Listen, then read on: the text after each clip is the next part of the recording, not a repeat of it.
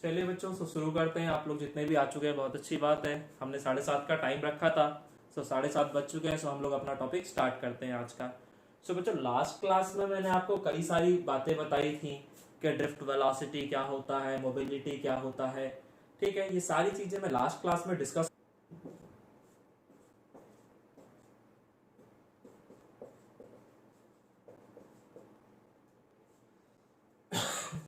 तो बच्चों, ये आपका एक कंडक्टर ले लिया है मैंने, जिसे मैं बैटरी से कनेक्ट कर दे रहा हूँ। और इस कंडक्टर का जो लेंथ है वो L है और उसका क्रॉस सेक्शनल एरिया जो है वो A है।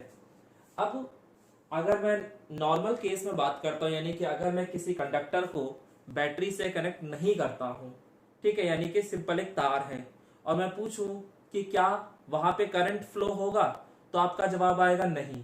मैं पूछूंगा क्यों, तो भाई आप कहोगे कि सर करंट जो होता था rate of flow of charge होता था। तो मैं बोलूंगा कि भाई चार्ज तो फ्लो कर ही रहा होगा यहाँ पे भी।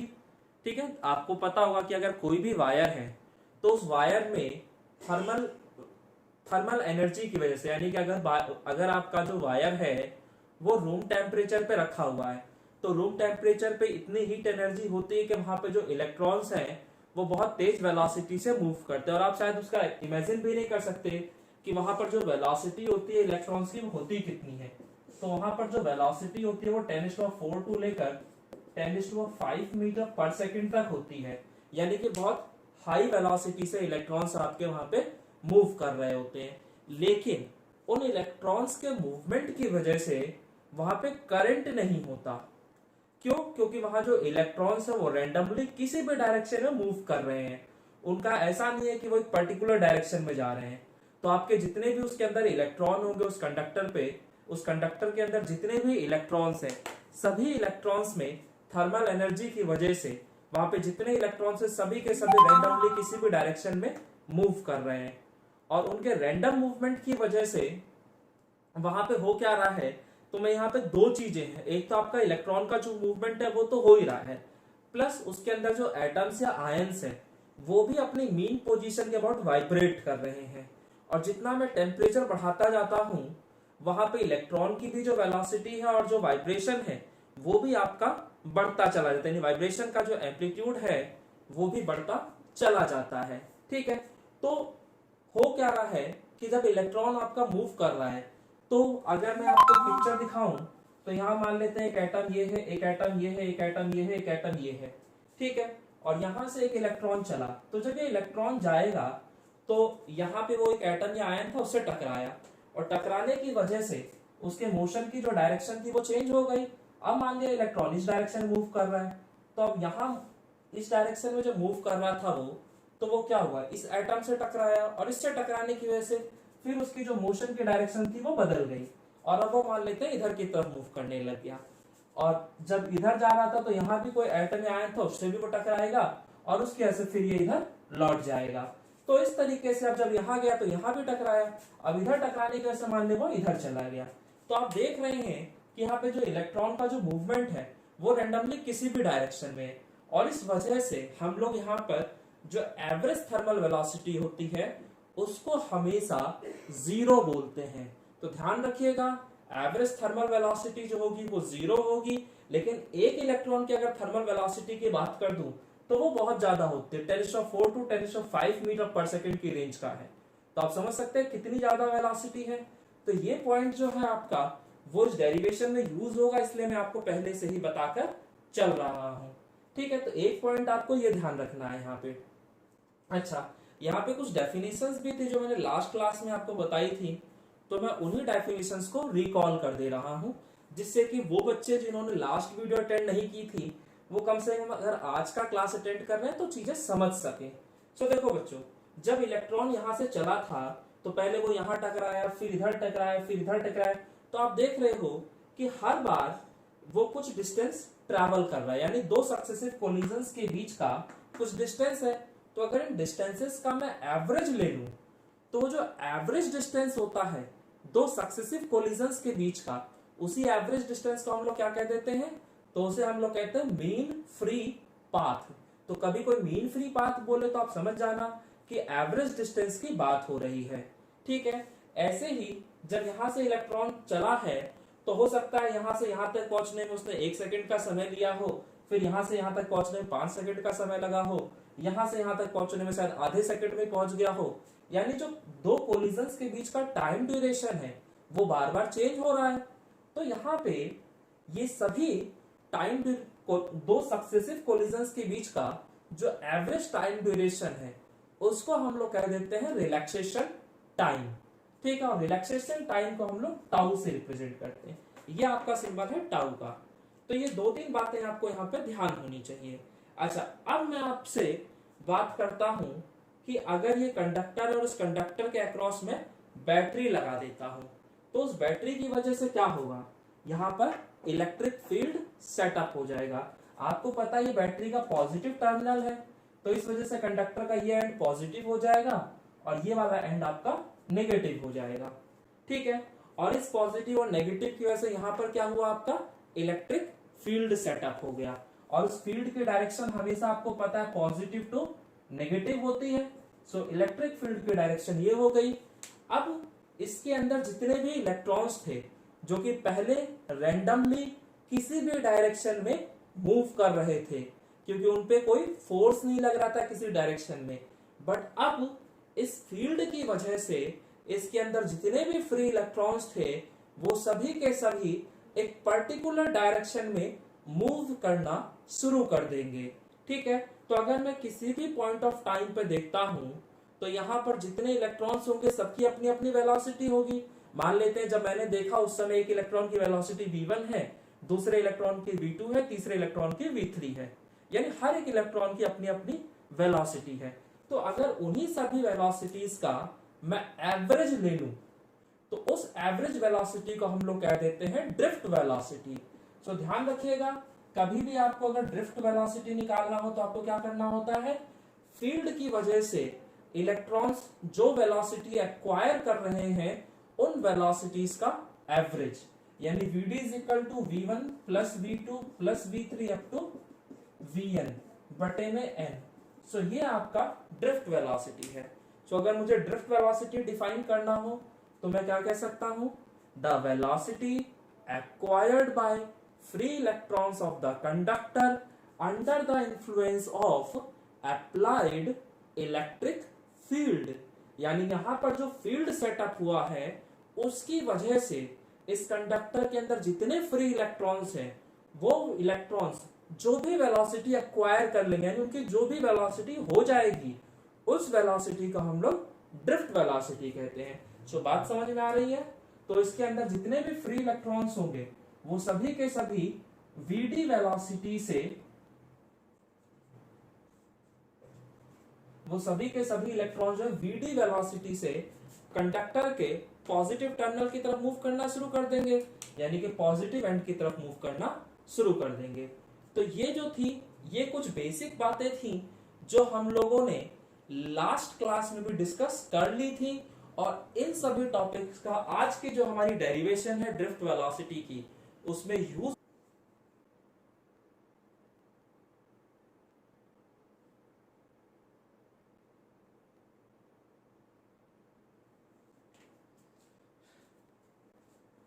चलिए सो अपना टॉपिक स्टार्ट करते हैं हम लोग। तो मैं आपसे क्या कह रहा था कि हमें ड्रिफ्ट वेलोसिटी का डेरिवेशन करना है। ड्रिफ्ट वेलोसिटी आपको पता है, फील्ड अप्लाई करने के बाद जो वेलोसिटी एक्वायर हो जाती है हर एक इलेक्ट्रॉन के द्वारा, उसी का जो एवरेज है उसी को तो हम लोग ड्रिफ्ट वेलोसिटी कह रहे थे ना, उसी को हम लोग ड्रिफ्ट वेलोसिटी कह रहे थे।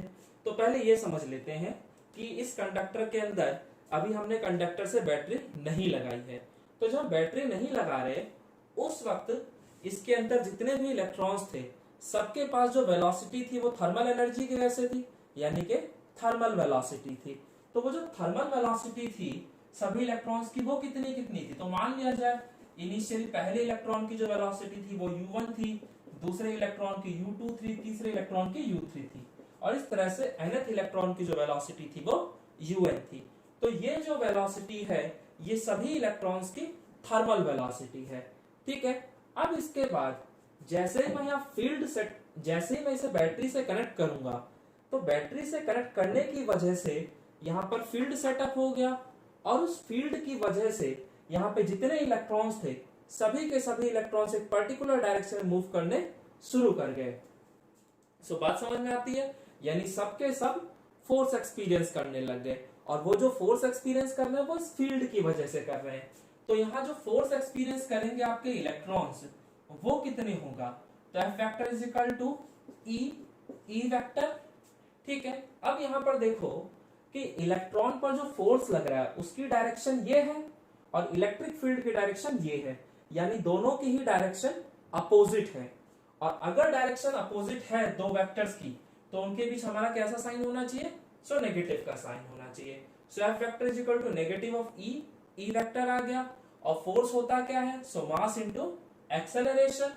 तो फोर्स को मैं लिख सकता हूं मास इनटू एक्सेलरेशन। तो M A vector is equal to negative of E into में ई वेक्टर। तो यहां से अगर मैं एक्सेलरेशन निकालूं तो एक्सेलरेशन आ जाएगा आपका ये, तो ये हो गया इलेक्ट्रॉन्स का एक्सेलरेशन। अब एक चीज और समझ लो कि यहाँ पर जितने भी इलेक्ट्रॉन्स होंगे, सभी के सभी इलेक्ट्रॉन्स में जो एक्सेलरेशन प्रोड्यूस हो रहा होगा वो सेम होगा, क्योंकि देखो सब पे जो चार्ज है वो सेम है, सभी पे सभी जो फील्ड एक्सपीरियंस कर रहे हैं वो फील्ड भी सेम है, और इलेक्ट्रॉन्स का सबका मास भी सेम होता है। यानी कि जैसे ही आपने बैटरी लगाई, उस बैटरी की वजह से यहाँ फील्ड सेटअप हुआ, उस फील्ड की वजह से यहाँ पर जितने इलेक्ट्रॉन्स थे सभी के सभी फोर्स एक्सपीरियंस करने लग गए, और उस फोर्स एक्सपीरियंस करने की वजह से ये सारे के सारे इलेक्ट्रॉन्स एक्सेलरेट करने लग गए। सो आपको समझ में आ गया कि सभी इलेक्ट्रॉन्स का जो एक्सेलरेशन है वो सेम है। तो अब अगर एक्सेलरेशन सेम है तो आपका वेलोसिटी क्या होगा, तो देखो जब इलेक्ट्रॉन्स एक्सेलरेट करने लगे यानी कि उनकी वेलोसिटी चेंज होने लग गई, तो पहले इलेक्ट्रॉन की जो वेलोसिटी होगी वो क्या होगी, तो मान लेता हूं v1 वेक्टर। तो आपको पता है वेलोसिटी क्या होता है, तो v is equal to u plus at। ठीक है, तो पहले इलेक्ट्रॉन की जो थर्मल वेलोसिटी थी वो u1 है, जो उसका रिलैक्सेशन टाइम है वो मान लेता है τ1 है।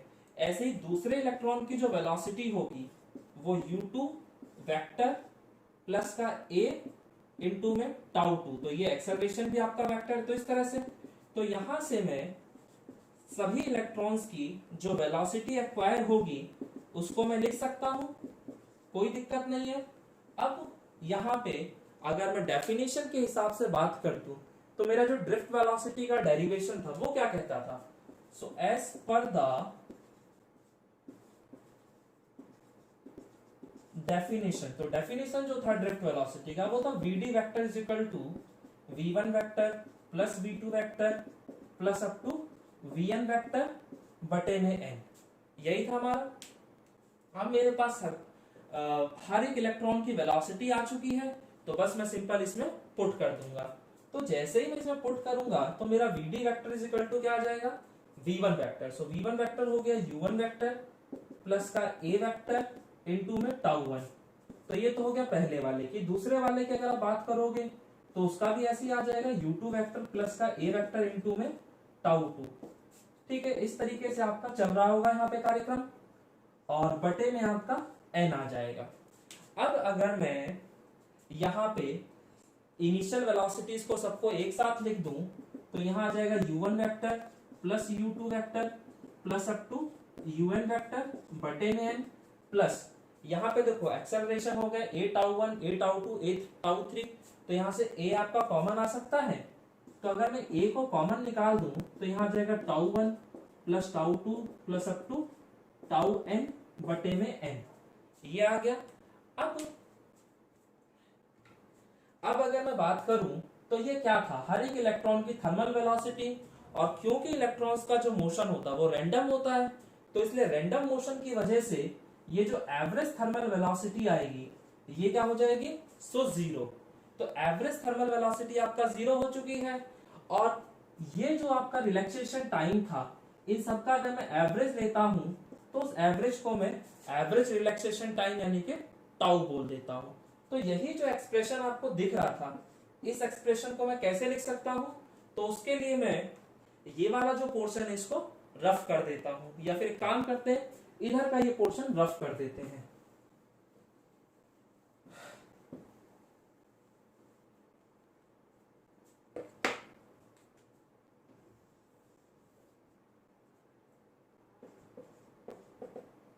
तो ये तो पूरा जीरो हो चुका था आपका, और ये आपका a वेक्टर और यहाँ पे आपका ये वाला पोर्शन जो था इसको आप टाउ कह दे रहे थे। बात समझ में आती है? अब मुझे पता था कि मुझे एक्सेलरेशन की यहाँ जरूरत पड़ेगी, तो वो एक्सेलरेशन तो मैं ऑलरेडी यहाँ से निकाल चुका हूँ। आप देख सकते हैं ये आपका एक्सेलरेशन था, a vector is equal to negative of e vector बटे में m। तो इसी चीज को मैं यहाँ पे पुट कर देता हूँ, तो यहाँ आ जाएगा नेगेटिव ऑफ e वेक्टर बटे में m इंटू में टाउ।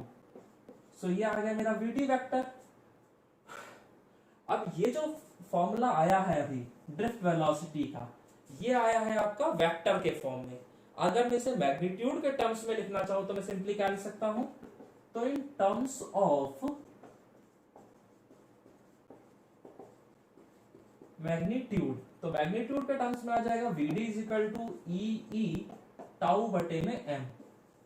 तो ये जो फॉर्मूला भी आपके सामने आया है ड्रिफ्ट वेलोसिटी का, ये फॉर्मूला बहुत ही इंपॉर्टेंट है, क्योंकि यहां से आपके एक नंबर के कई सारे क्वेश्चंस बन जाते हैं आपके सीबीएसई एग्जाम्स में। सो इस चीज का ध्यान रखिएगा, ये फॉर्मूला याद कर लीजिए। बाकी इस डेरिवेशन को ऐसा याद करने की जरूरत नहीं है, क्योंकि ये a बचा था और यहां से टाउ आ गया था। अब एक्सेलरेशन कितना होगा वो आप यहां से निकाल चुके थे, तो ये आपका एक्सेलरेशन आ गया, ये आपका टाउ हो गया, तो ड्रिफ्ट वेलोसिटी आपका इतना आ गया निकल के। तो मुझे नहीं लगता कि किसी को कोई भी दिक्कत होगी इस टॉपिक को। अच्छा, यहाँ पे आप मुझे बस एक क्वेश्चन बता दीजिए,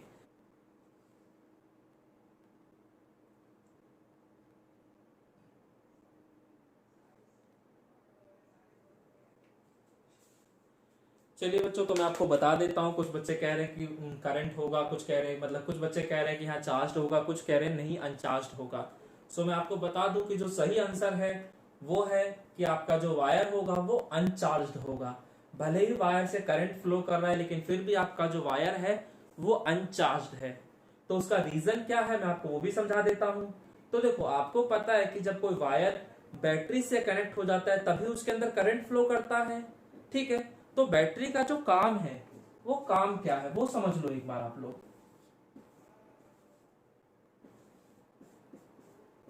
तो ये आपका कंडक्टर था, इसे आपने बैटरी से कनेक्ट किया, जैसे ही आपने कनेक्ट किया यहाँ पॉजिटिव एंड बन गया और ये आपका एंड नेगेटिव एंड हो गया, और इसकी वजह से यहाँ पर जितने भी इलेक्ट्रॉन्स थे वो सभी के सभी इस तरफ मूव करने लगे। तो यानी कि इसके अंदर जो इलेक्ट्रॉन्स है वो आपका इस तरफ मूव कर रहे हैं, ठीक है। यानी कि इन इलेक्ट्रॉन्स को बैटरी का जो पॉजिटिव टर्मिनल है वो अपनी तरफ खींच रहा है, ठीक है। तो ये इलेक्ट्रॉन्स आपका इधर की तरफ आ रहे हैं, और ये कोई बैटरी जो है कोई गुल्लक तो है नहीं जिसके जाके अंदर इलेक्ट्रॉन्स इकट्ठे हो जाएंगे।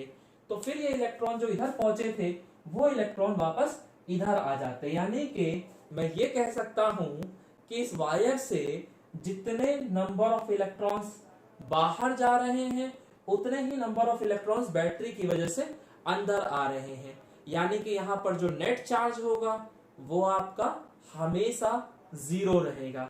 तो ये बात ध्यान रखिएगा। कई बार बच्चों को ऐसा लगता है कि वायर में अगर करंट फ्लो कर रहा है इट मींस वहां पे चार्ज है, तो नहीं भाई, चार्ज नहीं है वहां पे। क्यों? क्योंकि जितने नंबर ऑफ इलेक्ट्रॉन्स वायर में एंटर कर रहे हैं उतने ही नंबर ऑफ इलेक्ट्रॉन्स बाहर भी निकल जा रहे हैं, तो ओवरऑल जो आ रहा है वो 0 ही आ रहा है।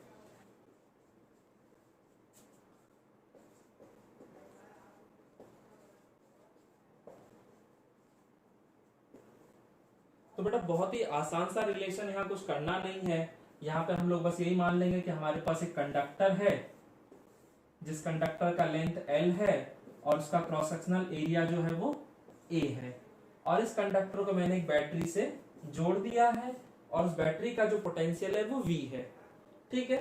अब इस बैटरी की वजह से यहाँ पर क्या होगा, फील्ड सेटअप हो जाएगा, और उस फील्ड की वजह से इसके अंदर जितने इलेक्ट्रॉन्स थे वो ड्रिफ्ट वेलोसिटी से पॉजिटिव एंड की तरफ मूव करना शुरू कर जाएंगे। तो ये बात समझ में आती है आपको। अब इसके बाद यहाँ पर जो कहानी होगी, हमें निकालना क्या है, हमें करंट और ड्रिफ्ट वेलोसिटी का रिलेशन निकालना है, ठीक है। तो करंट का जो हमारा बेसिक फॉर्मूला था वो फॉर्मूला क्या था, तो वो था I is equal to Q by T. यही आपका बेसिक फॉर्मूला था, चार्ज बटे में टाइम।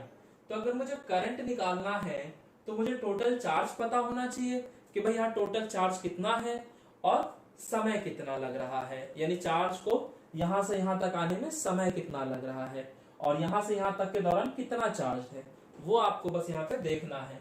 तो आपको पता है कि जो हम टोटल चार्ज निकाल सकते हैं वो कैसे निकाल सकते हैं। तो पहले मैं आपको यहाँ समझा देता हूँ। तो टोटल चार्ज अगर आपको निकालना है तो आप ये देख लीजिए कि कंडक्टर के अंदर टोटल नंबर ऑफ इलेक्ट्रॉन्स कितने हैं और एक इलेक्ट्रॉन पे चार्ज कितना है, यानी Q is equal to Ne। अब टोटल नंबर ऑफ इलेक्ट्रॉन्स कैसे निकलेंगे, तो उसके लिए मैं क्या मान लेता हूं, तो उसके लिए मैं मान लेता हूं कि let n be the number density. तो n का मतलब क्या है, नंबर डेंसिटी, यानी कि number of free electrons per unit volume. तो इसे हम लोग कैसे लिख सकते हैं, टोटल नंबर ऑफ इलेक्ट्रॉन्स बटे में टोटल वॉल्यूम।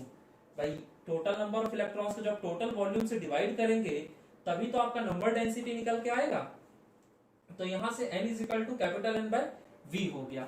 तो ये मेरे को टोटल नंबर ऑफ इलेक्ट्रॉन्स ही तो चाहिए थे वहां से, तो वो मैं यहां से निकाल ले रहा हूं।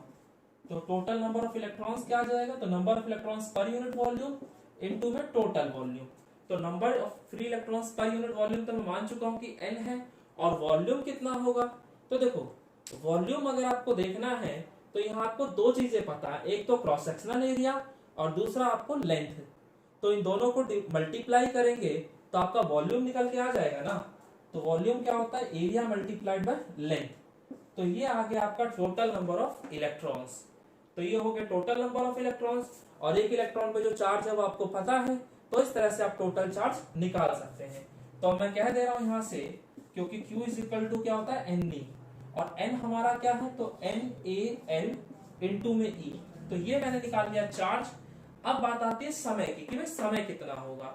तो अगर एक इलेक्ट्रॉन यहां से यहां तक आ रहा है तो वही तो समय देखना है ना बस मुझे।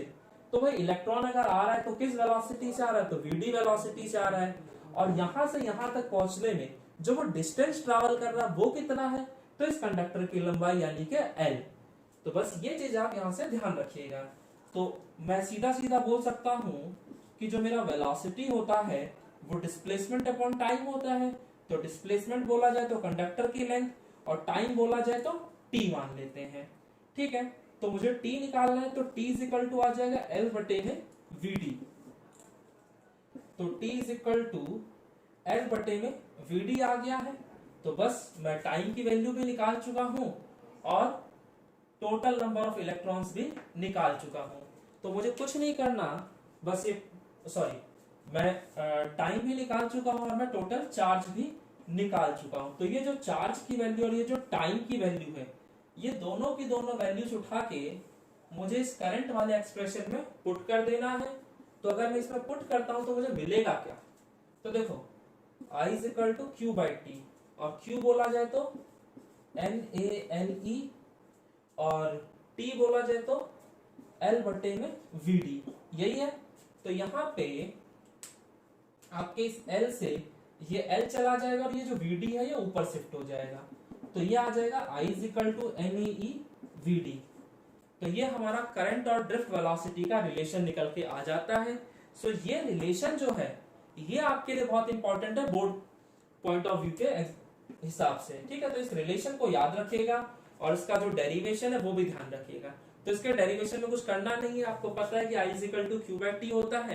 तो यहाँ पे कितना चार्ज फ्लो कर रहा है वो देख लो, और उस चार्ज को फ्लो करने में जो समय लग रहा है वो देख लो। तो टोटल चार्ज कैसे निकलेगा, तो भाई उसके लिए total number of electrons into charge on each electron. और टोटल नंबर ऑफ इलेक्ट्रॉन्स कैसे निकलता है, तो भाई टोटल नंबर ऑफ इलेक्ट्रॉन अगर आपको निकालना है तो उसके लिए आपको नंबर डेंसिटी को पूरे वॉल्यूम से मल्टीप्लाई कर देना चाहिए। तो नंबर डेंसिटी हो गया n, और जो पूरा वॉल्यूम हो गया वो A। तो बच्चों यहाँ पे जो मैं बात कर रहा हूँ वो कर रहा हूँ इलेक्ट्रॉन मोबिलिटी की हो गई थी, वो मैंने ध्यान नहीं दिया था, इलेक्ट्रिक फील्ड से इलेक्ट्रिक फील्ड कट गया था, उसके बाद भी मैंने यहाँ पे लिख दिया था। तो आपका जो सही फॉर्मूला है वो ये है। ठीक है, तो अभी एक बच्चा कह रहा है कि सर मोबिलिटी समझ नहीं आया। तो मोबिलिटी का मतलब है मूविंग एबिलिटी ऑफ इलेक्ट्रॉन, यानी कि जैसे ही कंडक्टर के अक्रॉस में बैटरी लगाऊंगा तो उस बैटरी की वजह से क्या होगा, वहां फील्ड सेटअप हो जाएगा, और उस फील्ड की वजह से उसके अंदर जो फ्री इलेक्ट्रॉन्स हैं वो मूव करना शुरू कर देंगे पॉजिटिव एंड की तरफ। ठीक है, अब हर एक कंडक्टर के अंदर जो फ्री इलेक्ट्रॉन्स हैं उनकी जो मूव करने की कैपेबिलिटी होगी वो अलग अलग होती है, यानी कि जो मोबिलिटी होती है वो अलग अलग होती है। तो ये ध्यान रखिएगा कि मोबिलिटी जो होता है वो हर एक कंडक्टर के लिए अलग अलग होता है। ठीक है, और मोबिलिटी को हम निकालते कैसे हैं? तो भाई drift velocity acquired by the free electrons of the conductor on applying unit electric field. तो जो डेफिनेशन था उसके हिसाब से क्या था, मुझे यूनिट इलेक्ट्रिक फील्ड अप्लाई करना और उससे जो वेलोसिटी एक्वायर होगा। सो ये है आपकी कहानी। अब इसमें आपका ये आ गया था निकल के। अब वीडी का फॉर्मूला मैं ऑलरेडी देख चुका था कि वीडी होता है ई टाउ बाय एम। तो यहाँ पे इस ई से ये ई अगर कट जाएगा तो जो बचेगा वो बचेगा क्या, तो ई टाउ बाय एम यही बचेगा। तो ये आ गया मोबिलिटी और ये आ गया ड्रिफ्ट वेलोसिटी। अब मैंने आपसे पूछा था कि किसी भी कंडक्टर के लिए कोई भी अगर एक गिवन कंडक्टर है तो उसके लिए जो मोबिलिटी होगा वो रिलैक्सेशन टाइम के साथ कैसा रिलेशन शो कर रहा है, तो डायरेक्टली का। और मैंने बस आपसे ये पूछा था कि जो रिलैक्सेशन टाइम होता है वो टेम्परेचर बढ़ाने पे बढ़ता है या घटता है। तो यहाँ पे मैं क्या कह रहा हूँ कि ई और एम जो है वो तो कांस्टेंट है दोनों के दोनों। तो मोबिलिटी जो है वो डायरेक्टली का रिलेशन शो कर रहा है, जो आपका मोबिलिटी है वो रिलैक्सेशन टाइम के साथ डायरेक्टली का रिलेशन शो कर रहा है। तो आपका जो मोबिलिटी है वो रिलैक्सेशन टाइम के साथ डायरेक्टली का रिलेशन शो कर रहा है। और रिलैक्सेशन टाइम जो है वो टेम्परेचर के साथ कैसा रिलेशन शो करता है, तो आपको पता है कि अगर टेम्परेचर को हम बढ़ा देते हैं तो उस कंडक्टर के अंदर जो फ्री इलेक्ट्रॉन्स मूव कर रहे थे थर्मल वेलोसिटी की वजह से उनकी वेलोसिटी भी बढ़ जाएगी और उस कंडक्टर के अंदर जो एटम्स या आयन थे वो भी जो अपनी मीन पोजीशन के अबाउट वाइब्रेट कर रहे थे अब उनका जो एम्पलीट्यूड है वो भी बढ़ जाएगा।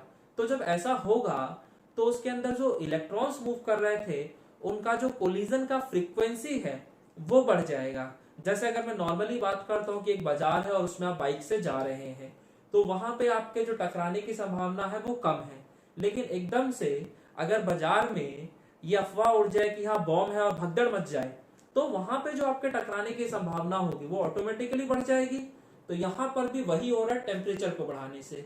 टेम्परेचर को बढ़ाने से ये जो इलेक्ट्रॉन आ रहा था इसकी वेलोसिटी भी बढ़ गई और वो जो आयंस थे उनका जो वाइब्रेशन था उसका एम्पलीट्यूड भी बढ़ गया, जिसकी वजह से अब जो कोलिजन है वो पहले से ज्यादा जल्दी जल्दी होने लग गया है। यानी कि दो सक्सेसिव कोलिजन्स के बीच का जो टाइम ड्यूरेशन है वो घट गया। तो टाइम ड्यूरेशन घट जाने का मतलब है कि रिलैक्सेशन टाइम जो है वो घट गया। तो टेम्परेचर अगर आप बढ़ाते हैं तो रिलैक्सेशन टाइम जो होता है वो घट जाता है। तो दोनों में जो रिलेशन आता है वो इन्वर्सली का रिलेशन है। तो टेम्परेचर अगर आपने बढ़ाया तो रिलैक्सेशन टाइम घट गया और रिलैक्सेशन टाइम घटने का मतलब आपका मोबिलिटी घट गया। ठीक है, तो टेम्परेचर और मोबिलिटी का समझ में आ रहा है कि टेम्परेचर बढ़ाया और मोबिलिटी कम हो गया, यानी कि दोनों में इन्वर्सली का रिलेशन है। ये ध्यान रखिएगा। तो मोबिलिटी की वैल्यू दो चीजों पर डिपेंड कर रही है, एक तो कंडक्टर के नेचर और दूसरा टेम्परेचर पे। ठीक है, सो मोबिलिटी इन दो चीजों पर डिपेंड कर रही है।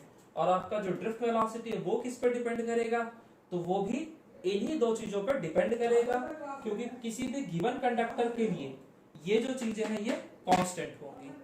ठीक है, तो यहाँ भी रिलेशन डायरेक्टली वाला ही आ रहा है। चलिए ओके, तो ये मैंने कुछ बेसिक बातें कर ली। अब यहाँ पे कुछ क्वेश्चंस मैं आपसे पूछूंगा और आप मुझे उसका रिप्लाई करेंगे।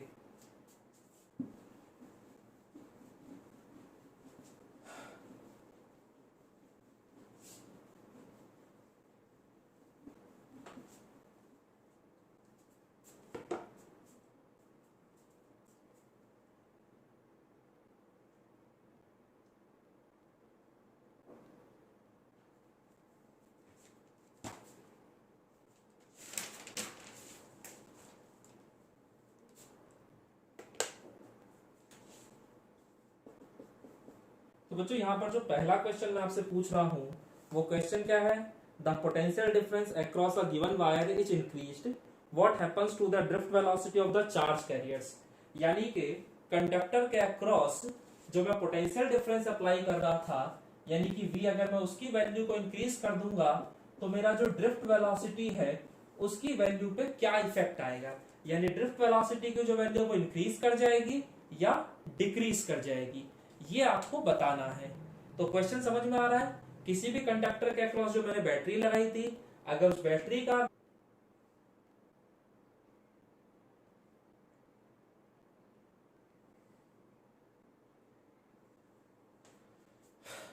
तो यहाँ पे हर्ष श्रीवास्तव ने सही जवाब दिया है।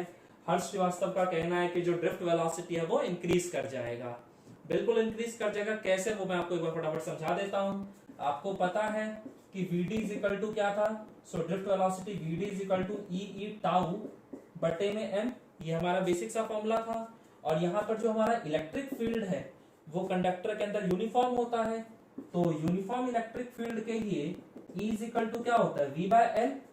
सो अगर E is equal to V by L है तो मैं यहाँ लिख सकता हूँ ना, तो E की जगह मैंने V बाय एल लिख दिया, टाउ और m पहले से लिखा हुआ था, तो ये आ गया।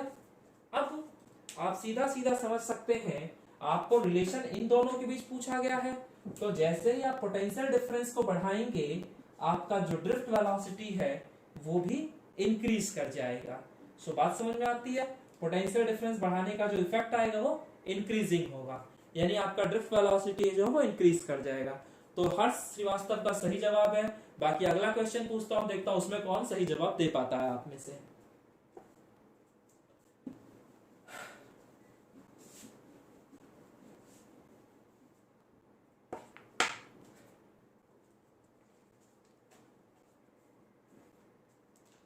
अच्छा, दूसरा क्वेश्चन जो है वो कहता है कि if the electron drift velocity is so small and the charge on an electron is small, तो how can we still obtain large amount of current. यानी कि कहा क्या जा रहा है कि जो ड्रिफ्ट वेलोसिटी है वो भी हमारा स्मॉल होता है, और इलेक्ट्रॉन पे जो चार्ज होता है, यानी कि जो चार्ज ऑन इलेक्ट्रॉन वो भी कैसा होता है, स्मॉल। तो ड्रिफ्ट वेलोसिटी भी स्मॉल होता है और चार्ज ऑन इलेक्ट्रॉन भी स्मॉल होता है, लेकिन फिर भी हमें जो करंट मिलता है, फिर भी जो हमें करंट मिलता है वो काफी ज्यादा होता है, यानी लार्ज अमाउंट में होता है। तो क्वेश्चन बस ये है कि हाउ, कैसे, ऐसा हो कैसे रहा है, बस आपको ये बताना है। बात समझ में आता है। बट ड्रिफ्ट वेलोसिटी मैंने बताया था कि काफी स्मॉल होता है। ड्रिफ्ट वेलोसिटी की वैल्यू भी मैंने आपको बताई थी, कितनी होती है, 10⁻⁴ मीटर पर सेकेंड। तो ये आपका ड्रिफ्ट वेलोसिटी होता था। एक इलेक्ट्रॉन पे जो चार्ज होता था वो तो आपको पता ही था, वो भी नेगेटिव में जाता था, और वो कितना होता था, तो 1.6 इंटू 10⁻⁹ कूलम।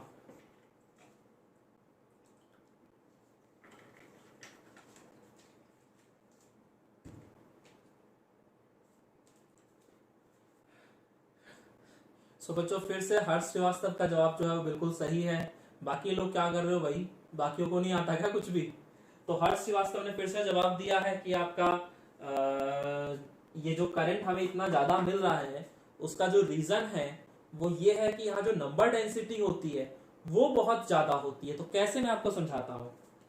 तो देखो, आपने करंट का फॉर्मूला पढ़ा था, I is equal to NaE/Vd, ये हो जाता है आपका current, I is equal to NaE/Vd।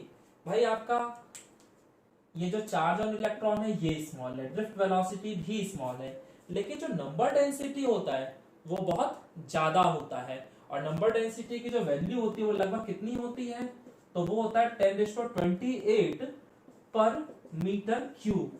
यानी कि अगर 1 मीटर क्यूब आप वॉल्यूम ले लेते हैं तो उसके अंदर जो नंबर ऑफ फ्री इलेक्ट्रॉन्स होंगे वो 10⁻28 होंगे। अब आप समझ सकते हैं 10⁻28 मतलब कितनी बड़ी वैल्यू है, ठीक है। और रिलेशन डायरेक्टली का है, तो अगर नंबर डेंसिटी बहुत ज्यादा होगी तो उसकी वजह से जो करंट होगा वो भी ज्यादा हो जाएगा। सो आपका जो सही जवाब आ रहा है वो नंबर डेंसिटी की वजह से आ रहा है, कि आपका नंबर डेंसिटी का वैल्यू बहुत ज्यादा होता है, ठीक है। सो ये आपका क्वेश्चन समझ में आ गया। तो इस तरह से छोटे छोटे क्वेश्चंस हैं जो आप लोग को थोड़ा सा मेंटल एक्सरसाइज कराएंगे आपके, और आपके लिए बहुत जरूरी भी है। चलिए, सो इसके बाद मैं एक और क्वेश्चन आपसे पूछता हूं।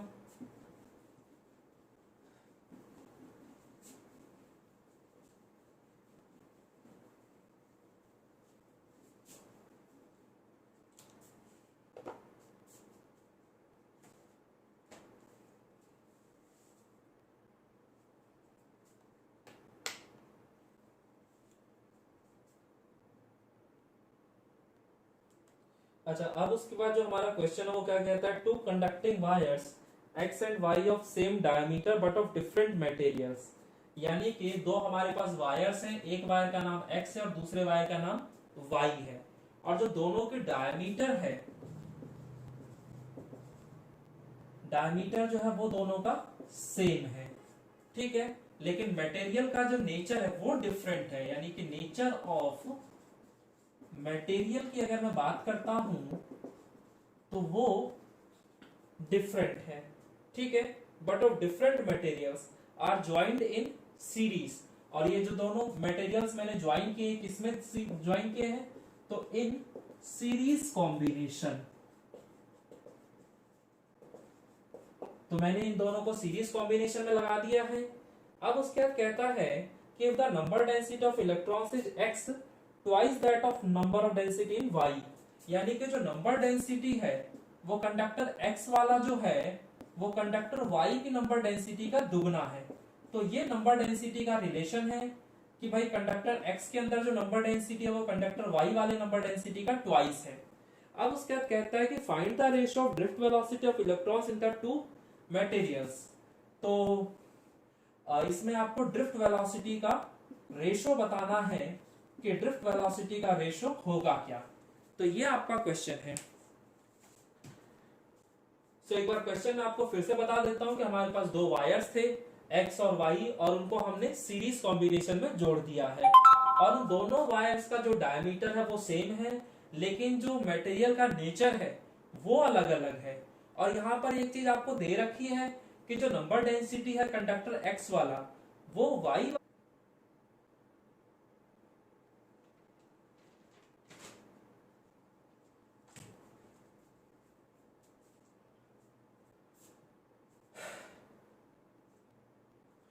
तो बच्चों यहाँ पर हर्ष श्रीवास्तव ने जवाब दिया है, लेकिन इस बार उनका जो जवाब है वो थोड़ा सा गलत हो गया है, और बाकी स्टूडेंट तो हमारे साथ पढ़ ही नहीं रहे हैं या पढ़ के नहीं आए हैं, क्या चक्कर है।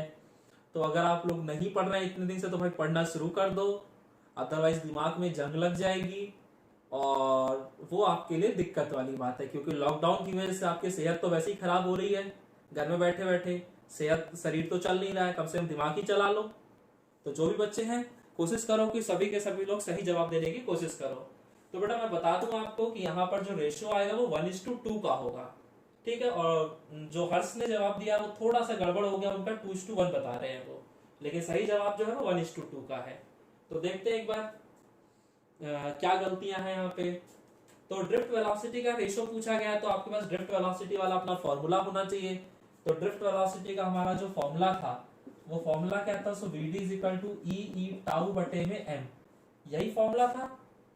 अब देखो, अच्छा ये आपका ड्रिफ्ट वेलोसिटी का फॉर्मूला था। अब यहाँ पे अगर मैं दोनों ही कंडक्टर्स की बात कर देता हूं तो दोनों ही कंडक्टर्स के केस में आपका जो ड्रिफ्ट वेलोसिटी पूछा गया है, और सॉरी ये वाला फॉर्मूला यहाँ पे नहीं लगेगा, ये तो मैं गड़बड़ कर रहा हूँ। यहाँ पे जो फॉर्मूला लगेगा वो आपका दूसरा वाला होगा, वो होगा करंट वाला, I = NAE VD वाला फॉर्मूला लगेगा।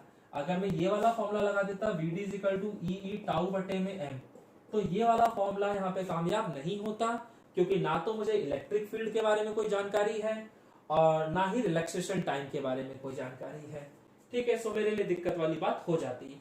सो फिलहाल तो मुझसे ड्रिफ्ट वेलोसिटी का रेशियो पूछा गया, तो एक बार ड्रिफ्ट वेलोसिटी के टर्म्स में चीजों को लिख लेते हैं। तो VD अगर देखना है तो इसको इधर भेज देते हैं। सो यहां से मेरा VD जो निकल के आएगा वो आएगा I बटे में NAE, ये आ गया। अब यहाँ पे आपको पता है कि जो मेरे दोनों के दोनों वायर जुड़े हुए वो किस में है, सीरीज में है, और अगर सीरीज कॉम्बिनेशन है तो करंट तो सेम होगा, बचपन से पढ़ते आ रहे हो कि in series combination current is same. तो दोनों वायर्स के लिए जो करंट की वैल्यू है वो भी सेम है, और क्रॉस सेक्शनल एरिया की अगर मैं बात कर दूं तो क्रॉस सेक्शनल एरिया भी दोनों का सेम होगा, क्योंकि आपको डायमीटर जो है वो सेम दे रखी है। तो आपको पता है कि अगर दोनों वायर्स की जो मोटाई है वो बराबर है, तो मोटाई बराबर होने का मतलब क्या है कि उनका जो क्रॉस सेक्शनल एरिया है वो भी बराबर होगा। और अगर आप फॉर्मूले के हिसाब से देखना चाहते हैं तो πr² होता था, और r की जगह आप d/2 लिख सकते हैं, ठीक है। तो यहां से एरिया आ जाता है πd² बटे में 4, ठीक है, तो यहाँ पे आप देख सकते हैं डायमीटर दोनों का सेम है तो एरिया भी सेम आ जाएगा, यानी कि एरिया भी सेम हो गया है। और इलेक्ट्रॉन पे जो चार्ज होता है वो भी सेम होता है, भाई इलेक्ट्रॉन पे चार्ज तो कोई डिफरेंट होने वाला नहीं है, तो ये तीन चीजें तो सेम है। तो बचा क्या, एन, यानी ड्रिफ्ट वेलोसिटी और नंबर डेंसिटी का जो रिलेशन आएगा वो कैसा हो जाएगा, इनवर्सली का। तो मैं कह दूंगा क्योंकि आई बटे में ए ई कांस्टेंट है, और अगर ये कांस्टेंट है तो ड्रिफ्ट वेलोसिटी और जो नंबर डेंसिटी है उनके बीच का रिलेशन हो जाएगा इनवर्सली का। ठीक है, अब आपको पता है कि जिसका नंबर डेंसिटी ज्यादा होगा उसका ड्रिफ्ट वेलोसिटी कम होगा, तो नंबर डेंसिटी किसका ज्यादा है, एक्स का, तो उसका जो ड्रिफ्ट वेलोसिटी होगा वो कम हो जाएगा। तो अगर मैं सिंपली लिखना चाहूं तो वीडी ऑफ एक्स बटे में वीडी ऑफ वाई हो जाएगा एन वाई। तो गया लाइव क्लास चल रही है, ठीक है, तो ये आ गया आपका एन वाई और एन एक्स आ जाएगा आपका। अब आपको सीधा सीधा रिलेशन पता है तो आप ये रिलेशन यहां से पुट कर सकते हैं।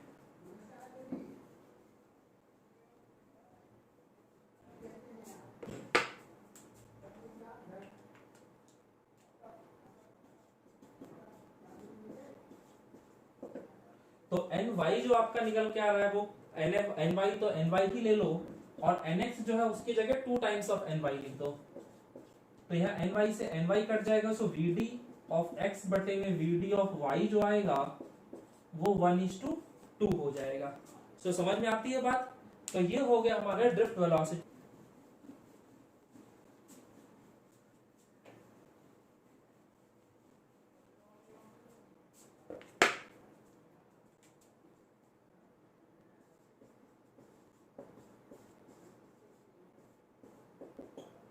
तो बच्चों ओम्स लॉ तो आप बचपन से ही पढ़ते आ रहे हो। ओम्स लॉ क्या कहता था कि अगर आप किसी भी कंडक्टर के अक्रॉस बैटरी लगाते हैं तो जितना ज्यादा उस बैटरी का पोटेंशियल डिफरेंस होगा वहां पर जो करंट है वायर के अंदर वो उतना ही ज्यादा फ्लो करेगा। यानी कहने का मतलब क्या है कि जो पोटेंशियल डिफरेंस होता है वो हमेशा करंट के डायरेक्टली प्रोपोर्शनल होता है, यानी कि बैटरी जितनी हैवी होगी वहां करंट उतना ज्यादा होगा। So V is direct to I। तो अगर इस डायरेक्टली के साइन को हटाया जाए तो एक कांस्टेंट आ जाता है जिसे हम लोग कह देते हैं R। सो यहां से बन जाता है V is equal to I R. तो ये हमारा ओम्स लॉ था जो कि कहता था कि V is equal to I R.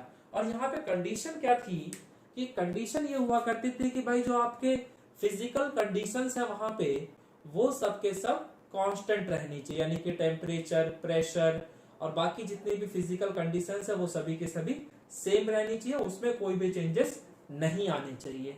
तो ये सिंपल सा आपका ओम्स लॉ था। मुझे नहीं लगता कि किसी को भी इसमें दिक्कत आएगी।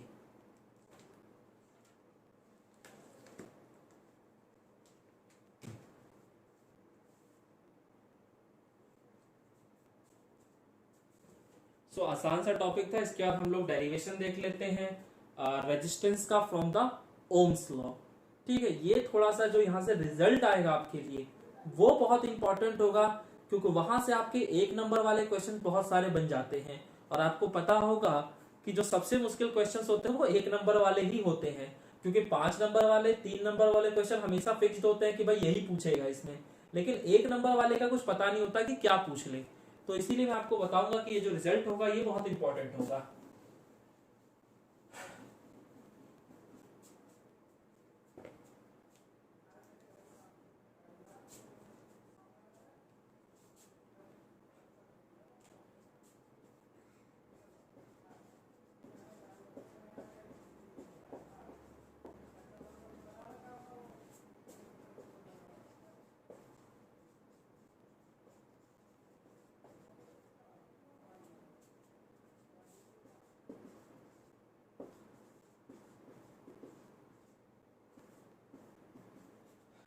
ठीक है बच्चों, सो हम लोग जो टॉपिक करने वाले हैं वो deduction of Ohm's law from the concept of drift velocity.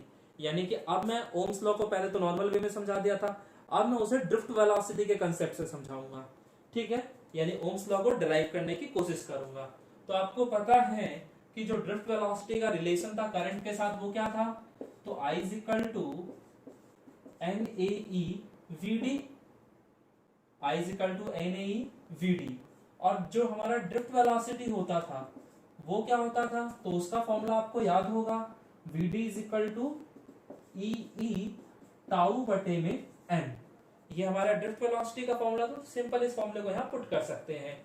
तो VD की जगह आ जाएगा EE टाउ बटे में M। तो यहां से निकल के आएगा NAE square capital E tau by M। ठीक है, ये आ गया करंट। अब यहाँ पर जो इलेक्ट्रिक फील्ड है, आपको पता है कि कंडक्टर में जो इलेक्ट्रिक फील्ड सेटअप होगा वो यूनिफॉर्म होगा, और यूनिफॉर्म इलेक्ट्रिक फील्ड के लिए जो हमारा फॉर्मूला होता है वो होता है E is equal to V by L। तो अगर मैं मान के चल रहा हूँ कि मेरे पास जो कंडक्टर उसका लेंथ L है और उसके अक्रॉस जो मैंने बैटरी लगाई है उसका पोटेंशियल डिफरेंस V है, तो मैं E की जगह V बाय L लिख सकता हूँ। तो NAE स्क्वायर कैपिटल E की जगह आ गया V बाय L टाउ बटे में M। ठीक है, ये आ गया आपका। अब यहां से अगर मैं ये सारी की सारी चीजें इधर लेके चला जाऊं तो एक बार देखो उससे बेनिफिट क्या होगा। तो अगर मैं सबको इधर पहुंचा देता हूं तो ML इधर आ गया और ये ऊपर चला गया, बाकी सारी चीजें, अच्छा I जो था वो आपका पहले से ही ऊपर था, और NAE स्क्वायर जो टाउ है वो सब नीचे आ जाएगा और इज इक्वल टू V। तो इसी चीज को अगर मैं सही से लिखना चाहूं तो मैं यहां पे आपको लिख के दिखा दे रहा हूं, तो वो आ जाएगा V is equal to ML बटे में NAE स्क्वायर टाउ, और यहां पे लिख देते हैं I। सो अभी आपने ओम्स लॉ पढ़ा था। ओम्स लॉ क्या कहता था, V is equal to IR, और R जो था वहां पे वो प्रोपोर्शनैलिटी कांस्टेंट था, यानी कि R जो था हमारा वो कांस्टेंट था। और यहाँ पे भी देखो V is equal to I into में, तो ये जो कांस्टेंट सी चीज होगी ये क्या हो जाएगी आपकी R। ठीक है भाई, ये पूरा का पूरा कांस्टेंट होगा ना किसी भी कंडक्टर के लिए, क्योंकि देखो M का मतलब है मास ऑफ इलेक्ट्रॉन जो कि कांस्टेंट है, जो भी कंडक्टर आपको दे रखी होगी उसका लेंथ भी कांस्टेंट होगा।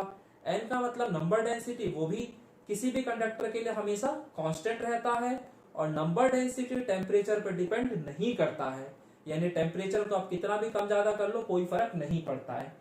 फिलहाल ओम्स लॉ जब हम बात करते थे तो हम ये मानकर चलते थे कि हमारा जो टेम्परेचर है वो हमेशा कांस्टेंट रहता है, और टेम्परेचर अगर कांस्टेंट रहता है इसका मतलब N पर कोई फर्क नहीं पड़ेगा और टाउ पे भी कोई फर्क नहीं पड़ेगा, यानी कि ये दोनों कांस्टेंट रहेंगे। और A तो कांस्टेंट ही होता है क्रॉस सेक्शनल एरिया, और E जो होता है ये भी सारा का सारा कांस्टेंट होता है। तो ये जो इतना भी आपको दिख रहा है ये सब कांस्टेंट है। तो अगर इस कांस्टेंट को मैं चाहूं तो मैं कह सकता हूं, क्योंकि V is equal to I into R, तो अगर मैं इन दोनों इक्वेशंस को कंपेयर करूं तो यहाँ जो कांस्टेंट था वो R था और यहाँ पे ये पूरा कांस्टेंट है। तो इस हिसाब से आपका जो R आ जाएगा वो किसके बराबर हो जाएगा, तो ML बटे में NAE स्क्वायर टाउ। तो यहां से ये आपका रेजिस्टेंस का फॉर्मूला तैयार हो जाता है, और ये जो फॉर्मूला है इस फॉर्मूले को भी आप ध्यान रखिएगा, ये फॉर्मूला भी आपको बहुत यूज में आने वाला है। ठीक है, तो जितने मैं आपको रिजल्ट दे रहा हूं ये रिजल्ट बहुत इंपॉर्टेंट है एग्जामिनेशन पॉइंट से, तो इनका थोड़ा सा ध्यान रखिएगा। तो ये फॉर्मूले आपके बिल्कुल जुबान पे होने चाहिए, ठीक है, जिससे कि आपको कभी कोई क्वेश्चन अगर पूछ ले तो तुरंत दिमाग में सबसे